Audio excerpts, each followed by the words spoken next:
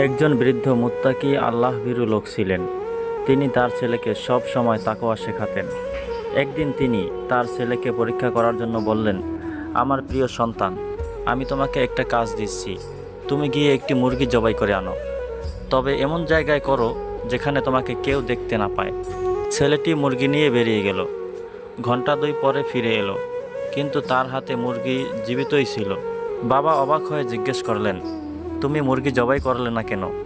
ছেলেটি মাথা নিচু করে বলল, বাবা, আমি অনেক জায়গায় গেলাম, পাহাড়ের গুহায়, গাছের নিচে, কিন্তু যেখানেই যাই মনে হয় কেউ যেন আমাকে দেখছেন।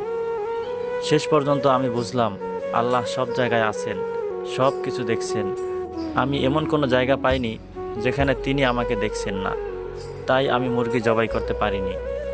বৃদ্ধ বাবা কাঁদতে শুরু করলেন এবং আল্লাহর দরবারে সেজদায় পড়ে গেলেন। বললেন, আলহামদুলিল্লাহ, আমি আজ বুঝলাম আমার সন্তান সত্যিকারের আল্লাহ ভীরু হয়ে উঠেছে। সুবহানাল্লাহ। অতএব প্রিয় বন্ধুরা, একটা কথা সবসময় মনে রাখবেন, আমরা যখন মানুষকে দেখি না বা কেউ আমাদের দেখছে না, তখনও আল্লাহ আমাদের দেখছেন। প্রকৃত মুত্তাকি সেই যে গোপনে আল্লাহকে ভয় করে এবং গোপন অবস্থাতেও ন্যায়ের পথে চলে।